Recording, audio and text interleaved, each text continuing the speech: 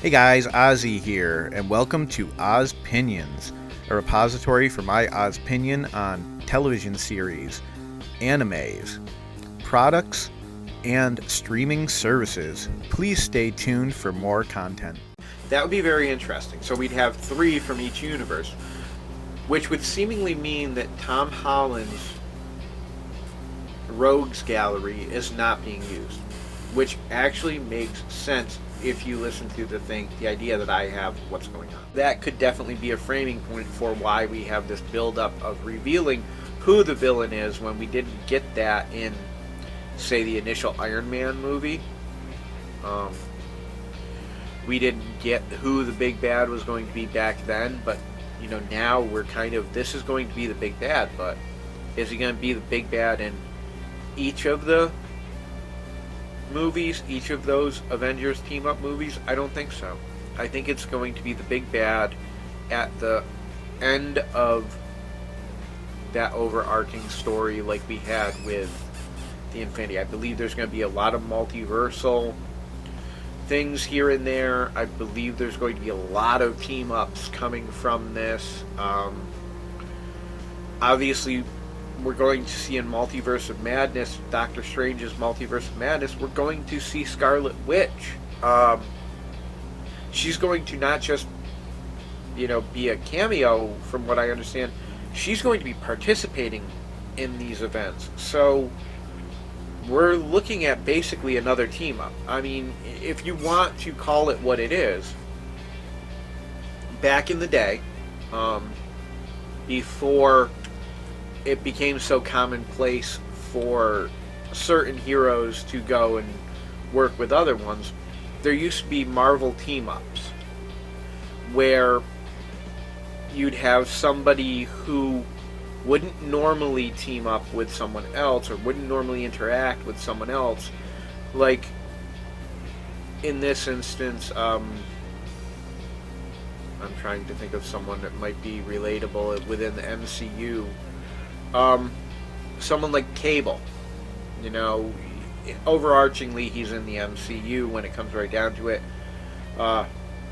He wouldn't typically interact with, say, Spider-Man, but Marvel team-ups, back when the comics had it, would mash those two together. What would happen? Almost like a what-if story, but what-ifs were more esoteric. Marvel team-ups were more straightforward in the continuity of the timeline that we currently understand as being Marvel 616. It was always straight in line. Spider-Man's out for a walk one day, and Cable's in New York working on a thing, and Spider-Man's defeating an enemy, and it happens to overlap that the two of them are there at the same time, and then they team up to beat a bigger bad than what either of them thought it initially was. That seems to be what we're doing right now. If you look at it, so far the 2 movies that are officially coming out in the MCU, the 2 biggest ones that have been revealed for us are team-ups. Now, we've got the Eternals releasing as well. Well, that's a team movie right there. Shang-Chi, so far, is the only one that I've seen that doesn't seem to have a team-up in it. So it seems to be there's a little bit of a theme going here. They're teaming up Doctor Strange with Spider-Man. They're teaming up Doctor Strange with Wanda. They're setting Doctor Strange up for something. I don't believe they're setting him up as the bad guy. I don't believe they're setting him up to be Mephisto.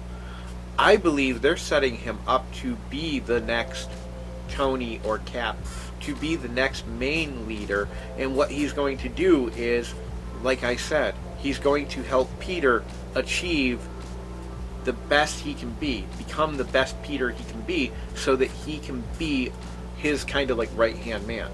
He's going to do the same thing with Wanda. He's going to try to get her to achieve her full potential so that she can lead with him.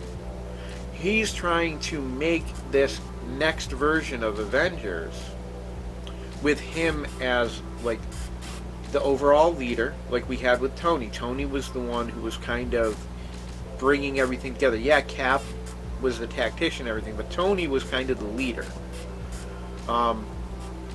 I think that's what we're seeing here with Strange. Strange is going to become the next kind of leader for the Avengers. He has that, he's been the Sorcerer Supreme for some time. It's not like he just came into it, where some of these characters are just coming into their powers, are just learning to be heroes. Strange has been protecting our entire universe for a long time.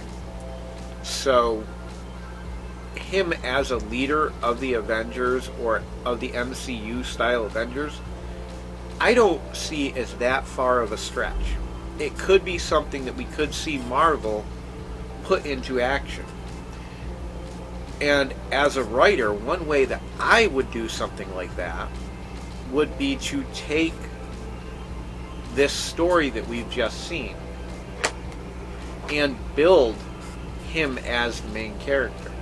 By going, okay, we're going to have a Spider-Man story. You know what? We're going to throw Strange in there.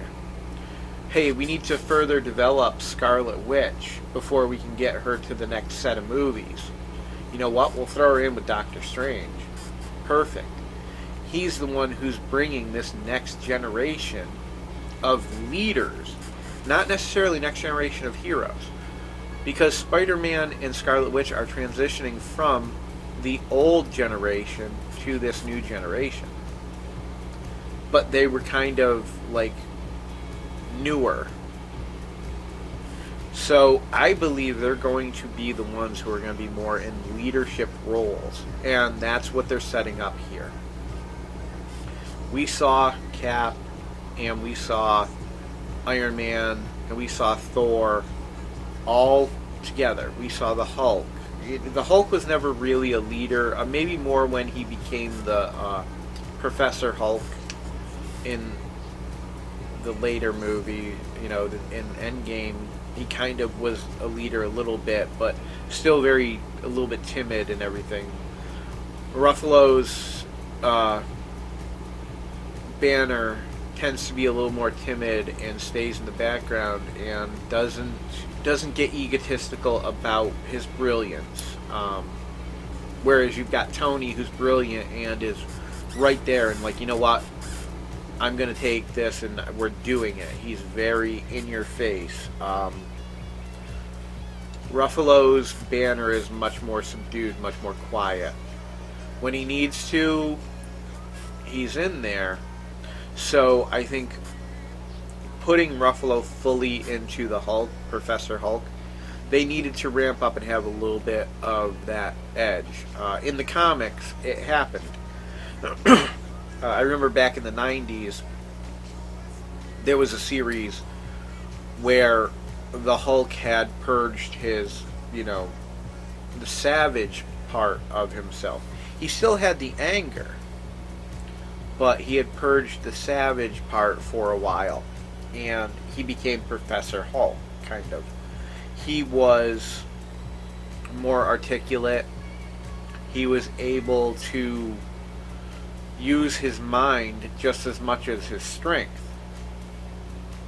which was wonderful to see because it was the merging of the two characters. But still, when it came to fighting, he had the anger, so he was still fighting hard. He wasn't holding back. When it came to his scientific, he still had that edge to him of, no, I'm in charge, let me through. Ruffalo's Banner plays it safe. He's more quiet, he's more laid back, which is cool. I like the way he plays him. I've got nothing wrong with it. It doesn't lend itself to be a leadership role. So even if he comes back as the Hulk for these further movies, I don't ever see him taking that leadership role.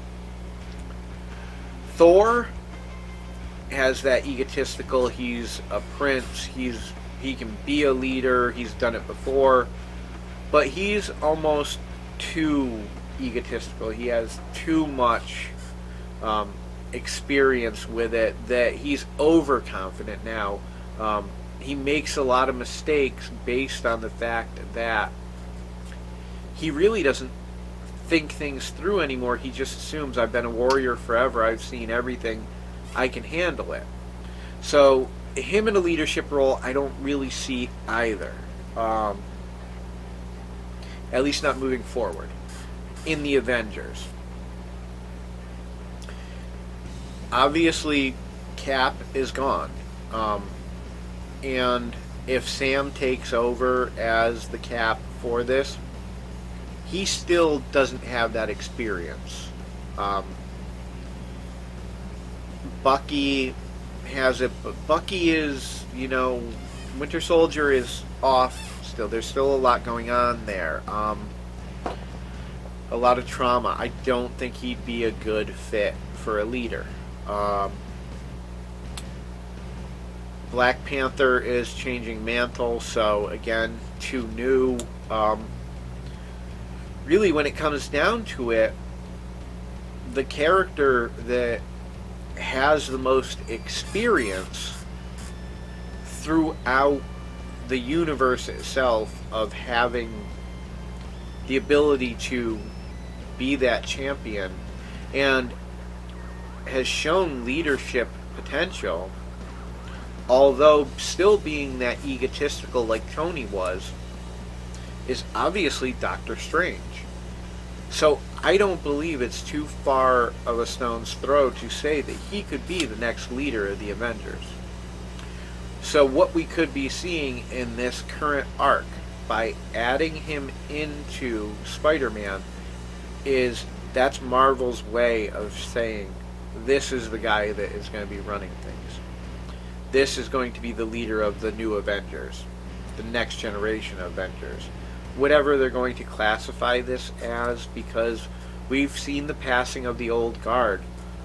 Most of our characters are gone or are not expected to reprise their roles for future films. So there's no reason to expect that we won't need a new leader. And why not Doctor Strange in this instance? Because it seems to be what the writing staff is setting up. At least that's my opinion. I don't know. You guys have to come up with your own. At least that's my opinion. I don't know. You guys have to come up with your own. Hey guys, if you haven't already, please go down to the bottom and click that thumbs up like button. And if you're not already a subscriber, would you please consider subscribing to the channel? And then, if you did both of those things, would you also go down and find that notification icon? It looks like a bell. Click on that and you'll get notified anytime I upload new content.